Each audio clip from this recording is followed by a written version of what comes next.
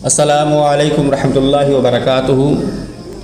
جشن عید میلاد النبی صلی اللہ تعالیٰ علیہ وسلم کا پہلا پارٹ ہو چکا ہے، جس میں ہم نے یہ بیان کرنے کی کوشش کی کہ حضور صلی اللہ تعالیٰ علیہ وسلم کی آمد، حضور کی ولادت، حضور کا اس عالم میں تشریف لانا ہم تمام عالم کے لیے اللہ کا فضل کیسے ہے، اللہ کی رحمت کیسے ہے اور اللہ کی نعمت کیسے ہے۔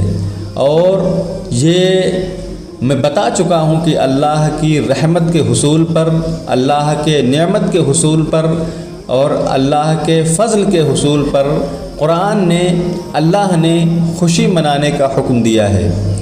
اس دوسرے پارٹ میں ہم یہ بیان کرنے کی کوشش کریں گے کہ جشن عید میلاد النبی صلی اللہ تعالیٰ علیہ وسلم پر جو اعتراضات کیے گئے ہیں، جو لوگ یہ کہتے ہیں کہ جشن عید میلاد النبی منانا ناجائز ہے، حضور کی آمد پر خوشی کرنا ناجائز ہے، ان لوگوں کے اعتراضات کے جواب دینے کی کوشش کریں گے۔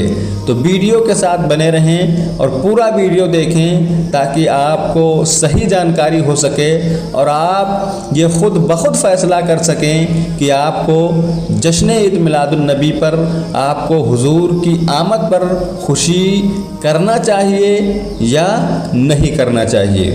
تو ویڈیو کو شروع کرتے ہیں۔ کچھ لوگ یہ کہتے ہیں کہ حضور صلی اللہ تعالیٰ علیہ وسلم کی ولادت 9 ربیع الاول کو ہوئی تھی، یعنی حضور صلی اللہ تعالیٰ علیہ وسلم اس عالم میں 9 ربیع الاول کو تشریف لائے۔ تو جو لوگ یہ کہتے ہیں کہ 9 ربیع الاول کو حضور تشریف لائے، تو 9 ربیع الاول کو جشن عید میلاد النبی مناؤ، 9 ربیع الاول کو ان کی آمد پر خوشیوں کا اہتمام کرو۔ اور جشن عید میلاد النبی میں جو ہم عید کا لفظ استعمال کرتے ہیں، تو بعض لوگوں کو عید کا لفظ استعمال کرنے پر بھی بڑی دقت ہے۔ وہ کہتے ہیں کہ عیدیں تو صرف 2 ہی ہیں، پھر جشن عید میلاد النبی میں عید کیوں کر استعمال کیا گیا؟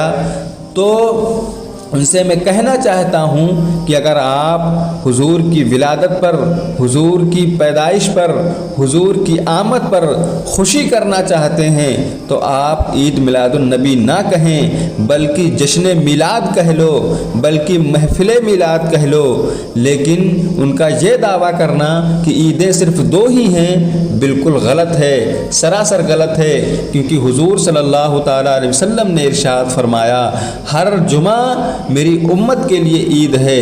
اور قرآن اٹھاؤ تو پتہ چلے گا، حضرت عیسیٰ علیہ السلام کہتے تھے یا اللہ جس دن تو من و سلوہ نازل کرے گا وہ دن ہمارے لیے عید کا دن ہوگا۔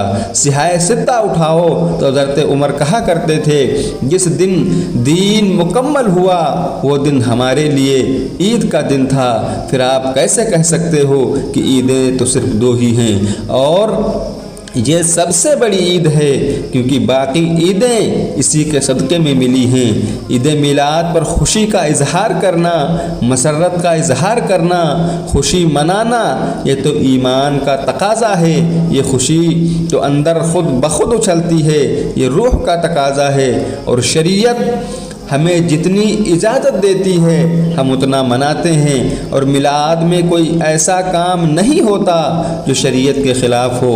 بخاری شریف کی حدیث ہے، جب رسول اللہ صلی اللہ تعالیٰ علیہ وسلم کی ولادت ہوئی تو آپ کے چچا ابو لہب جو ایمان نہیں لائے تھے، جب صوبیہ باندی نے ان کو خبر دی کہ گھر میں بھتیجے کی ولادت ہوئی ہے، تو ابو لہب نے اپنے بھتیجے کی پیدائش کی خوشی میں صوبیہ باندی کو انگلی کے اشارے سے آزاد کر دیا، اور اس کا اجر یہ ملا کہ کسی نے خواب میں دیکھا تو پوچھا ابو لہب تمہارے ساتھ کیا ہوا؟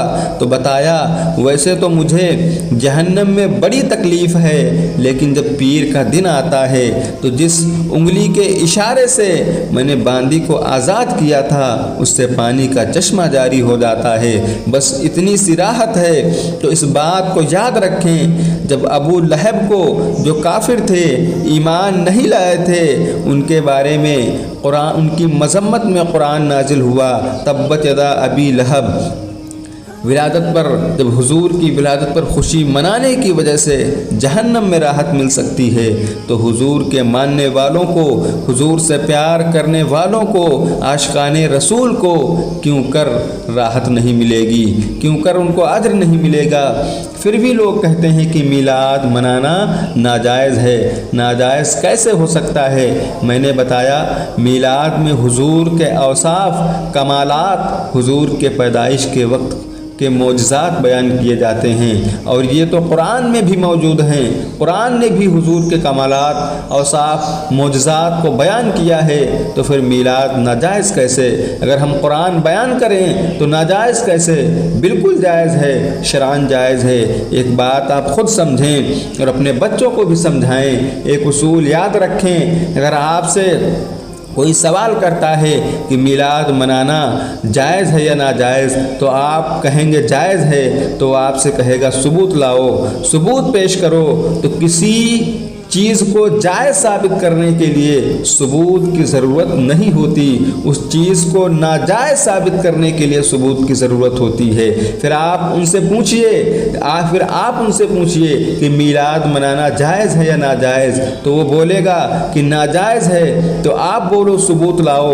پورے قرآن میں ایک آیت دکھا دو، احادیث کی تمام کتابوں میں ایک حدیث دکھا دیں جس میں اللہ اور اس کے رسول نے میلاد منانے سے منع کیا ہو، ایک آیت، ایک حدیث ایسی دکھا دو، تو ہم میلاد نہیں منائیں گے۔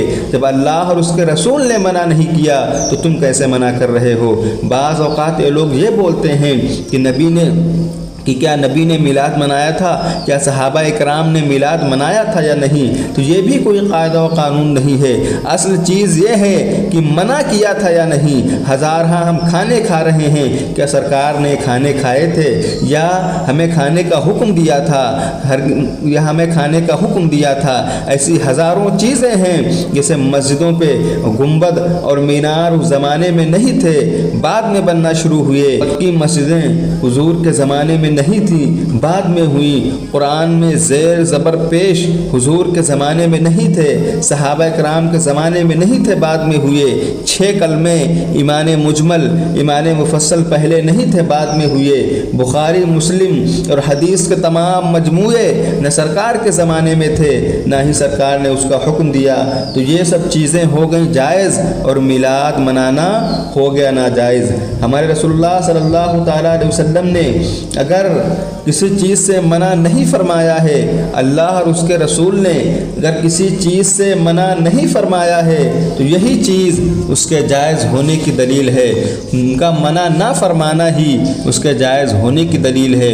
لہٰذا میلاد منانا شرعاً جائز ہے، اور میلاد منانے میں کوئی شرم نہ کریں، دل کھول کر منائیں۔ اگر اس میں کوئی جہالت والے کام کرتا ہے تو ہم اس کی ضرور مخالفت کرتے ہیں۔ ویسے میلاد میں ایسا کوئی کام نہیں ہوتا، ایسی کوئی چیز نہیں ہوتی جس کی وجہ سے میلاد کو ناجائز قرار دیا جائے۔ پھر بھی بعض لوگ یہ کہتے ہیں کہ بخاری میں دکھا دو تو ہم مان لیں گے۔ آپ ان سے مطالبہ کریں کہ اگر بخاری میں میلاد منانے کا حکم ہوگا تو مانیں گے۔ اس کا مطلب یہ ہوا کہ اگر بخاری میں کچھ ہوگا تو مانیں گے، اور اگر بخاری میں نہیں ہے تو نہیں مانیں گے۔ ان کا یہ مطالبہ کرنا کہ بخاری میں ہوگا تو مانیں گے، تو پوری بخاری کے اندر دکھا دیں کہ امام بخاری نے کہاں لکھا ہے کہ بخاری میں کچھ ہو تو ماننا، ورنہ مت ماننا۔ بخاری شریف میں امام بخاری نے یہ نہیں لکھا ہے کہ بخاری میں ہو تو ہی ماننا، تو ان کا یہ کہنا کہ بخاری میں ہوگا تو مان لیں گے، یہ درست نہیں، بالکل غلط ہے۔